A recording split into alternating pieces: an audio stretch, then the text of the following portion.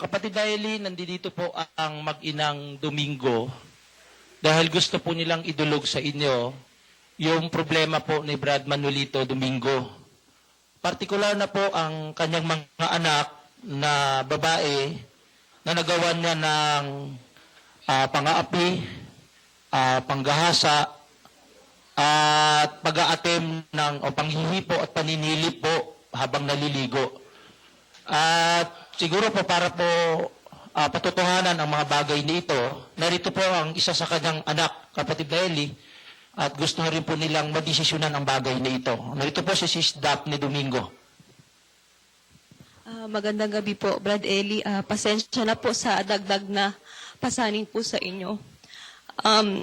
Ano po kasi, mula po nung nabautismuhan po yung tatay namin nung March 20, 2002, umasa po ako, kami ng mga kapatid ko, na nabago po siya ng aral, yung sa doktrina, sa bautismo, hanggang sa noong taong 2003 po, wala po kasi noong that time ang nanay ko po tsaka yung ate ko, kaya ako po tsaka yung nakakabata ko pong kapatid na si Sis Clavelyn, tinabihan po namin sa pagtulog yung bunso naming kapatid na babae na that time po 3 taong gulang pa lang po, tinabihan po namin sa pagtulog. Nagulat na lang po ako nung ginigising po ako ng kapatid ko na si Sis Clavelyn na daw po, nakikita niya na tulog ako, na hinipuan daw po ako. So, yun po, Brad Eli, yung nangyari. Tapos, nilakasan po namin ang loob namin ni Sis Clavelyn.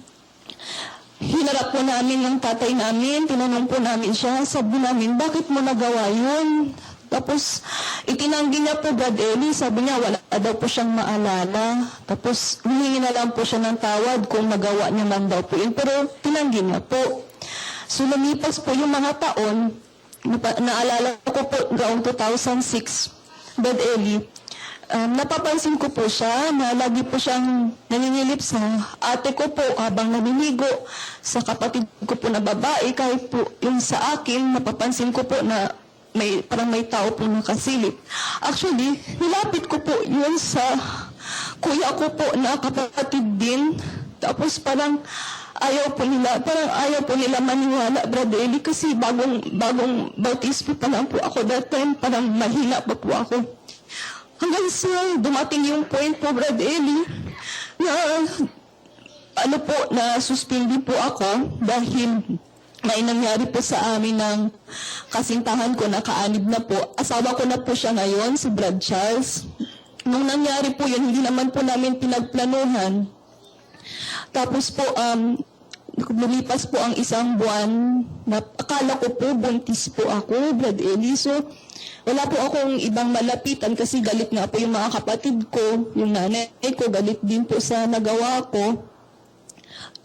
Pinalabas po kasi ng tatay ko na kakampi niya po kami ng boyfriend ko na asawa ko na po si Brad Charles, na siya na po ang bahala, ganyan kung ano man po ang outcome. Siya pa nga po ang nagsumbong sa manggagawa na yun na nga po na may nangyari sa amin, kaya suspindido po kami. So yun po, Brad Eli, nung inakala ko po na baka nagdadalang tao po ako, so sinabi ko po sa kanya kung anong gagawin ko. Ang ipinayo niya po sa akin, Brad Eli, yung atin po na ipalaglag. Bali, ano po ang sabi po niya? Actually po, Brad Eli, alam po ito nila Brad Ato, Tobias, Brad Jerry Cabanero at ni Brad Dino. Medyo maselan po kasi, Brad Eli, kaya nilapit ko po yun ka na, Brad Ato. Sandali, kapatid. Pasan ng tatay mo? Ayaw po lang dumako, Brad Eli. Actually po, kung Saturday's ago pa po, dapat sasalang na po kami sa consultation. Kaso na nga po, marami pong nakapila. Ang sabi lang po na, nasa labas lang daw po siya ng lokal. Papasok lang daw po siya o magsasalita daw po siya. Pagtatawag din niyo po, Brad Eli. Pero kung dumago, ayaw niya po. Tapos, yun po, Brad Eli, ang masakit po kasi, sakit po sa akin na wala po akong maramdaman yung protection galing sa nanay namin. At sa kapatid ko po na lalaki, ngayon po galit po sila sa akin. Mali po, Brad Eli, marami po kasing nangyari. So after po nun, yung attempt po na paglaglag, nasuspindi po siya. After po nun, mas patawad po ng 2008 December. Yun, dumadalo po siya. Hanggang sa dumating po ang taon ng 2010 po, Brad Eli, doon po pumutok, nalaman po namin na may kalunya po siya na estudyante niya, 4 na taon na po, Brad Eli. Tapos po, nalaman ko na lang po na alam po pala yun ang nanay ko all throughout. Sinabi lang po ng nanay namin, kaya hindi po niya sinabi sa amin kasi pinaproteksyonan niya po yung pamilya namin. Yung po, Brad Eli. Tapos, alam din po yan nila, Brad Ato, yung about po dyan sa kalunya niya. Bali, 2011 po, December 2011, nag-appeal po siya, napatawad po siya, Brad Eli. Inakala po namin na okay po lahat, Brad Eli, kasi yun na nga po ang turo niyo po sa amin na huwag po mag-isip ng masama. Yun po yung chance na umaasa po kaming may awa ang Diyos na magbago siya. Hanggang sa nitong lately po, Brad Eli, nitong buwan ng July, nagtitinda po kasi siya ng gulay sa, doon po sa palengke. Natatandaan ko po, linggo po yun ng gabi, Brad Eli. Tumatawag po yung nanay ko sa kanya sa cellphone kasi po yung anak ko po na baby, bigla pong nagsusuka, tsaka tumatai, wala naman pong sakit. Bigla lang po. So, yung nanay ko po, tinatawagan po yung tatay ko kung saan na siya. Tapos po, Brad Eli, ang nangyari po, may iba pong nakasal sa cellphone ng tatay ko, babae po. Tapos yun po ang all throughout ng conversation po nila. Teka kapatid, asan ang nanay mo? Andito po sa tabi ko po, Brad Eli. Naniniwala sa inyo? Naniniwala man po siya, Brad Eli. Kaso lang po kasi pag good times po sila ng tatay ko, kumakampi po sa tatay ko. Tapos kung hindi naman, pumasaita po siya sa amin, ganun. Basta po, Brad Eli, parang gano'n na lang po kasi lagi ang nangyayari. Tapos yun nga po, yung narinig na po niya sa cellphone na may kasamang babae, ang tatay ko po may kausap, hinarap po namin yun ang tatay namin. Deny po ng deny, Brad Eli. Tapos, yun po, ang tatay ko po kasi, Brad Eli, magaling po siya sa act of subterfuge. Yung pag siya po ang pinag-uusapan namin yung problema niya, parang dinadamay niya po yung sama ng loob ng kapatid ko sa akin. Yung dinadivert niya po, Brad Eli. Yung kami po mismo nag-aaway na magkakapatid na hindi naman po dapat kami magkaaway kasi siya nga po ang problema namin sa pamilya. Tapos po yun, Brad Eli, linggo po yun ng gabi nangyari. Sabi ko kay mama, sabi ko hindi talaga aamin yan. Sabi ko, punta tayo sa manggagawa, doon tayo mag-usap. Inabot po kami ng 5 araw, Huwebes, nung nalaman po namin, nagpa-check up ang nanay ko na may sakit siya. Tapos saka po, siguro, naano po ng tatay ko, na sinabi po ni mama sa kanya na hindi ko kailangan magpa-check up sa doktor, kailangan ko pumausap ng manggagawa.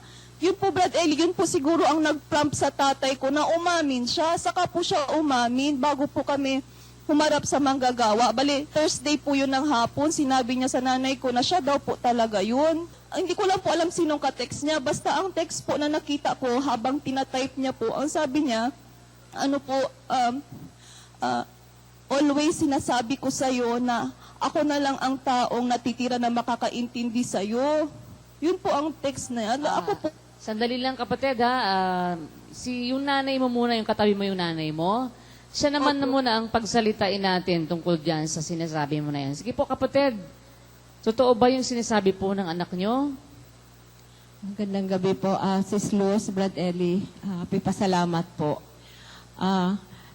Yung unang binanggit ng anak ko po, sa una po, wala po akong kaalam-alam doon. Yung nalaman ko na lang po nung masuspindi po yung asawa ko. Yung 2008, tama po yun na napatawad po siya, yung mas na pagpapatawad. Tapos po noon, malaman namin yung meron siyang karelasyon na estudyante niya. 2 taon po yun, 2007 hanggang 2009. Yung naano lang ng mga anak namin, yung sa 2010, nasuspende siya po uli doon. sa 2011, nag-appeal po siya at napatawad. Since then po, nakitaan ko naman po siya ng pagbabago. Ito lang pong huli na yun nga pong na nabanggit ng anak ko na yung sa cellphone po, sa nag-usap naman po kami dito kina Brad Rudy. Yun nga po, nagkaayos naman po at pinag-ingat nga po siya. And then, yung kasunod na nakita ng anak ko yung sa text niya, tinanong ko po yung asawa ko. Sabi niya, kasi volunteer po siya, agent ng NBI. Meron pong pinapalakad sa kanya na ni-rape ata yun doon sa Sinulog, na yung ina na yun, ayaw po maniwala sa kanya na pwede po niyang matulungan kasi sa ibang police station, something na gano'n na hindi ko talaga yung detalyeng. Kaya yun daw po ang na-text niya.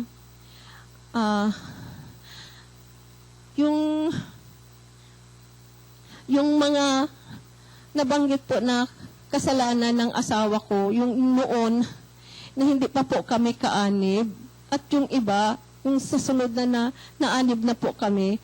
Naanib po kami, Brad Ellie, siya po yung nagdala sa amin, yung asawa, kasi inaakit po siya noon ng estudyante noon na kapatid na si Brad Alan.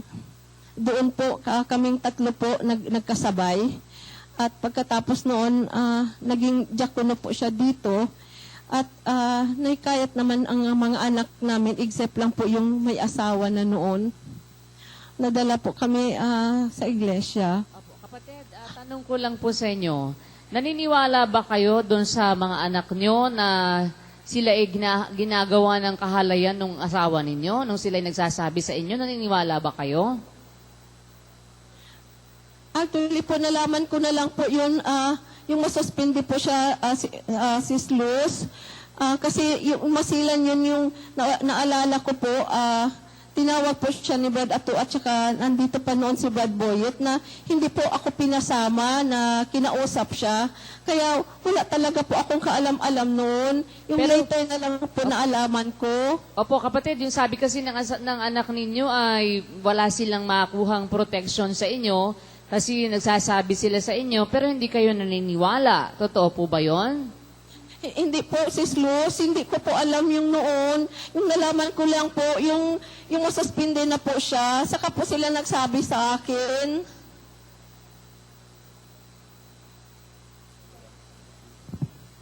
Sis Luz, makasabat lang po, Sis Luz. Si Brad Rudy po ito. Opo, sige po, Brad Rudy. Bale, may konting background din po ako, Sis Luz, sa problema nila. At bago po sila naanib, kasi mas nauna ako naanib sa kanila, 2000 po ako naanib. Bago po sila naanib, ang pagkakaalam ko po, madalas na po silang mag-aaway mag-asawa. Dahil nga po, lagi pong ang involved o ang lagi pong issue ay babae. Then, yung isang anak po nila na si Sis Ebony, nandyan po siya sa apalit, nakaready din po siya ngayong magsalita. Alam ko, nandyan po siya. Ito po yung nabiktima ng kanyang paghahasa, Sis Luz. Tapos, pero hindi pa sila kapatid noon. Sabi ni Sis Ibon sa akin, nung kausap kami, sabi niya, nung nabautismuhan sila, pinatawad na niya yung kanyang tatay dahil nga tinawag yung tatay na sa loob ng iglesia. Kaso nga lang po, Sis Luz, nung nalaman po niya na itong tatay na kahit kaanib na po sila, nag-attempt na hinipuan nga itong si Sis Daphne, tapos naninilip habang naliligo. Ayan, hindi lang si Sis Daphne ang biktima, pati si Sis Clavelin na hindi po nakapunta ngayon dahil po ay kapanganak lang, pero nakahanda rin po siya magsalita through phone patch, Sis Luz. Kaya mas maganda po ay nandyan naman po si Sis Ibon dyan sa apalit kung pwede pong pagsalitain natin para mapatunayan natin ito nga sinasabi natin, Sis Luz. Kasi nga, ang sabi ni Sis Ibon, umaasa siya na magbago yung kanyang tatay, kaya nung nabautismuhan, pinatawad na niya. Kaso lang, yun nga ang nangyari, sa halip na magbago,